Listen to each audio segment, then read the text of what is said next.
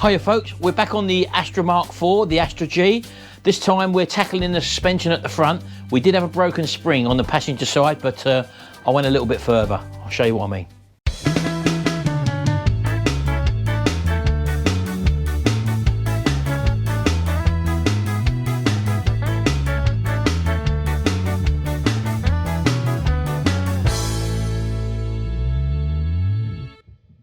Right, okay folks, well as you well know, I was going to flip this car and keep the cost down to a minimum, but I knew I had a broken spring on the passenger front side, which I was going to replace. I was going to replace both springs. I bought a pair for about £25, something like that. So anyway, when I took the spring off on the other side, where the wing has been taken off the car, I took that apart and everything was fine there. Then I decided to take the other spring off the other side, and I noticed that the damper, let me just show you the two. These are the two dampers that come off of the car, and I don't know if you can see or not, but one of the actual dampers is in the down position, and basically that one's lost all its damping. So if I push that down quite firm, then that will make its way back up again. That was the one on the driver's side, and the one on the passenger side, as you can see, look, I can pull that up and down. So if I go right down, it should come back up its own steam, which it isn't doing. So I thought to myself, well, I'm not going to replace one. I might as well do them both. So I actually went out and bought two new damper kits for them. I had the springs already, and as you can see, this one here was the broken one. If I hold that like that, there wasn't a lot broken off, as you can see at the tip there, look. But you can see where the coil comes around an extra bit there, and that bit is sort of missing there. So I've got both of them put back together now. I didn't do it on camera because I've done this on the, I think it was the Vauxhall Signum. Might have been the Vauxhall Signum where I put new springs and suspension on the front. So let's just show you them. So there's our two new springs on there. There's a brand new suspension units there as well. And I actually went out and bought a new pair of drop links as well.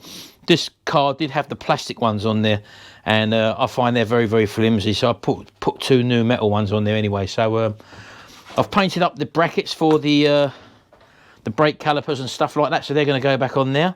And yeah, so basically we're at the stage now where I can put this on. Now, a lot of you did shout out in the comment section that the subframe was all rusty. Yes, you was quite correct. It was rusty, and I didn't have an under tray on the bottom of this car, and I don't think one's been fitted for a long, long time, and it's quite a common occurrence that the subframe, they get rusty. It wasn't structural at all. It was all surface rust by the looks of it. And what I've actually done, I've actually wire brushed it all down now and give it a good coat of Hammerite as well.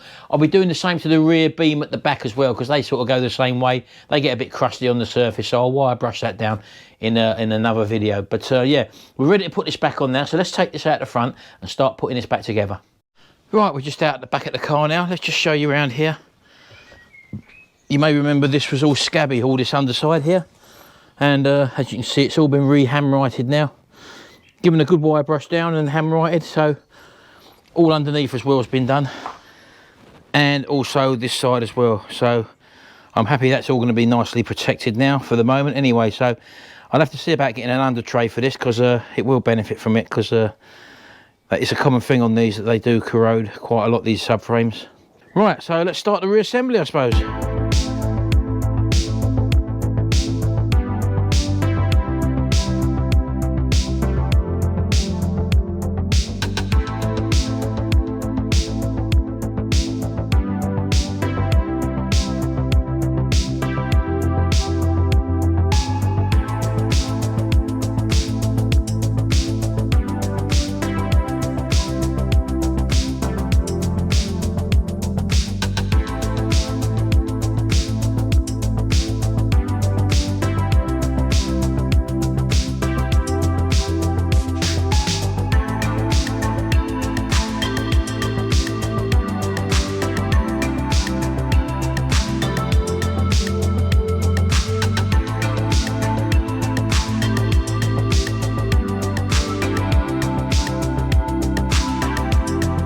Right, okay, then let's do this top mount up now. I've put the nut back on there, and what we've got here are these work through sockets.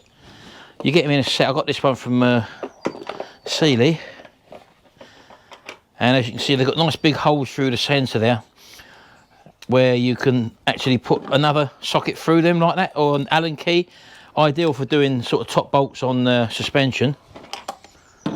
So all we have to do there is just put our nut on there, put that in a tighten position. But as I say, you've got this Allen key thread sticking through there, so we can just put a socket on there. Normally you'd struggle to get that through that because you have to sort of hold back. So all you do is you hold the middle bit and literally just tighten this up. So you just tighten your top nut up.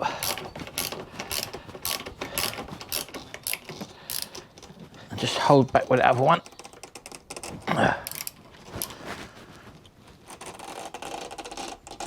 And there we go. So that's the top mount back on. Put your little dust cover back on. And that's it. So there you go, that's all the work done, over and above what I was normally going to do. As I said, all I was going to do was put a spring on here, but bearing in mind we're keeping the car as well, I thought it prudent to do that, especially as we had definitely one shop which was faulty. So yeah, there you go. All I've got to do now is the other side. I don't think I'm going to have to show you that. Plenty of meat on them pads there, as you can see, so I'm happy with that. Yeah, good job done. Also, while I'm out here, you know we've got to do work on this front bumper on the lower skirt, on the Irmscher part of the bumper. But what I'll probably do, Jimmy said it would be a good idea to take the bumper off because it'll be easier to work on rather than sort of working low down sort of thing. We can take it into the workshop and do it in there. So I thought I will do that. I've already released the, because I've taken that wing off this side, there's a bolt that comes up through there obviously, which is undone. And that's the only one that holds the top of this bumper on, you see. So we've got the same the other side. Because this one's still got the lining in. I've actually just undone that bolt which is there. It's a Torx, oh what was it anyway, I can't remember what it was. But then you just pull the bumper away there, and then what you've got is, by the looks of it, two more fixings here, one there and one there. And then coming underneath the car at the front, on the actual front of the cross member here, you've got 1, 2, 3 more fixings there. And those fixings are these little things. I don't know if you can actually see that. What you have to do basically is to pull that little pin up and then pull this body up. I'll show you what I mean. I'm only using a claw hammer there, as you can see. So just underneath the pin, get it under the pin, then just pull the pin down like that, and then get underneath the actual flat part and then pull that down. It drops out, look. So that's it. So that's now separated that lower part of the bumper from the subframe. Now, as you well know, I have got a trim removal kit, but that's out in the log cabin, and I'm here and I've got a load of tools here, so I'm making do with what I've got. So all I'll do with this one, same sort of thing. There's a little pin in the centre, and there's a little slot which you can get a screwdriver in there just to lift that up, and then pull that up and then pull the whole thing out. So if I just do the same to this one, pull the pin up, and that's it, that comes out. Very simple. Right, now there is a couple of lights in the actual bumper itself. Let's have a look around this side, see where they're connected to and how easy they are to come out. I think there's just a plug. Oh, I see, there's just a clip on them. I don't know whether you can see these or not, can you? There's a clip on the side. There we go. There we go, can you see that? That's the clip there. I'll just get down on the deck and undo this one. That's it. Right, that bumper should lift away now. Oh, there's a little clip on there as well, isn't there? Oh, is there a metal thing on there? Hold on. Oh, you just pull it out from that metal clip, I see. There we go, look, the bumper just eases out of there, look.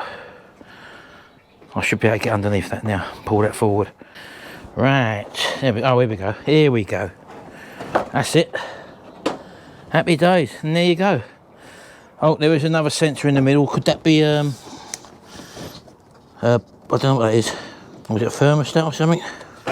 Get me a little terminal screwdriver, which is just out of reach. Let's have a look. I'll show you in a minute, hold on. Oh, there we go. Well, I'm not sure what that is. I'm sure some of you could tell me. And that's it. Bumper out of the way. Here, there you go, that last one come down there, look, that's just that connector there, whatever that's for. Oh well, there we go. Looking a bit bare, isn't it? But again, underneath there's no sign of any damage at all. The actual bumper part underneath is not being crinkled or rumpled up at all. The radiator looks all in good condition. And one other thing I wanted to show you, I did say that these was in the glove box with the locking key for the nuts, and I said, oh, that's handy, I'll take the locking nuts out, which is these ones here, because I don't like these, and I said I'll replace them, because there's 4 of these, with these ones. And some of you said, oh, that's for the space saver wheel, they'll have a different taper on it. Well, in actual fact, they've got exactly the same taper, if you can see there, look. And if I show you an original locking nut there, just so that you can see, they are exactly the same in every way. So I can use them, and I won't be putting on the locking wheel nuts again. Right folks, so I'm going to carry on now and just put this other side on. That's only going to take me about half hour. I won't bother filming that because it does take longer when you film it, plus you've already seen what I've done this side. Anyway, thanks very much folks, hope you've enjoyed this video. Do check out this playlist up here if you want to see the rest of the videos on this Mk4 Astra G. This is 1.8 petrol. I've still got a few more jobs to do on it. Obviously we're going to be doing the body work on it, and that's coming up after I've got it running correctly. I think I've solved the problem maybe with the performance issue in the previous videos. If you look at the playlist, you'll see we've done a service on it, we've changed the cam belt, we've also done the fuel filter as well, which was actually in the wrong way round, and we've also had the throttle body off as well, and we've cleaned that. We found a blocked venturi there, so I'm hoping when I can get this on the road to test it to see whether the performance has come back. It's still got the idling issue where it's a bit lumpy on the tick over when it's cold, and then it clears as soon as it starts to warm up a little bit on tick over even, so then it settles out, and then you wouldn't think there was any issues. That could be the mass airflow sensor. Someone else has said it could be the cause, but we've done a diagnostic check on it, and the only fault that we had up was a lean fuel in the exhaust or something like that, I think it said, and that could be pointing to fuel restriction, which was in the fuel filter around the wrong way. Plus, as I say, that venturi in that throttle body might have also caused that problem, but I don't think there's any codes at the moment, so we're just going to play that one by ear. As soon as I got it on the road, or on the wheels rather, I'll be able to give it a little blast up the road and see how it's performing. Anyway, thanks very much folks, keep tuned and hit the subscribe button down there if you do like my channel, and also check out my other videos in my different playlists as well. There might be something else there you're interested in as well. Thanks very much, I'll see you in the next video, and until then, bye for now.